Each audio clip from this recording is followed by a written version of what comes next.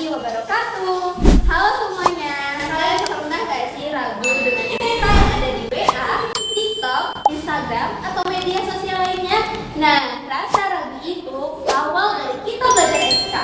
Karena etika bukan cuma soal sopan santun, tapi juga soal kita belajar kenapa kita harus jujur. Contohnya aja kita nggak mau menghilangkan hoax, karena kita tahu kalau hoax itu merugikan banyak orang.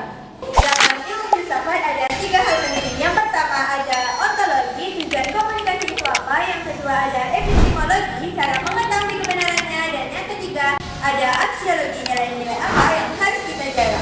Contohnya itu ketika tersebarnya berita bohong tentang obat COVID yang ternyata itu sangat berbahaya bagi masyarakat. Dalam ajaran Islam, komunikasi itu punya aturan yang ketat. Komunikasi Islam itu bersumber dari Al-Quran dan Sunnah, diniatkan untuk beribadah, dan tujuannya untuk mengajak ke kebaikan. Apa bedanya dengan aturan umum? Aturan umum itu bebas nilai, sedangkan Islam mempunyai batasan halal dan haram. Ada 3 aspek utama. Yang pertama itu ada keyakinan, norma-norma, dan nilai kejujuran. Nah, contohnya itu perilaku ghosting. Menurut sebagian orang, perilaku ghosting itu dianggap hal yang wajar.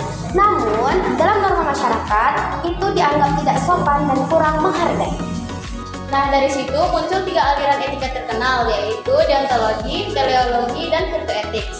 Deontologi yaitu wajib jujur bagaimanapun keadaannya. Teleologi yaitu melihat akibatnya dulu, boleh bohong kalau manfaatnya itu lebih besar.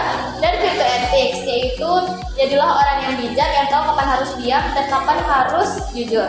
Contohnya ketika ada teman kita yang menanyakan soal karyanya yang menurut kita jelek, deontologi bilang jujur jelek, teologi bilang kalau kita itu tetap memuji karya dia, dan virtue ethics kita menyampaikan dengan hal-hal yang membangun. Dalam aturan dunia digital, sederhana saja, pertama kita harus meng-cross check dulu berita-berita yang sudah kita baca.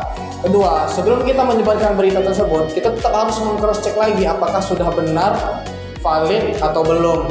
Dan yang ketiga, kita harus berbijaklah dalam berkomentar, tidak boleh menyakiti perasaan ataupun pihak lain. Dan yang terakhir, waspadai video-video palsu buatan-buatan AI atau apapun itu, karena bisa merugikan kita ataupun orang lain. Islam sudah mengajarkan bahwa jika kita mendapatkan berita dari orang lain yang belum jelas kejujurannya, periksa dulu sebelum disebarkan.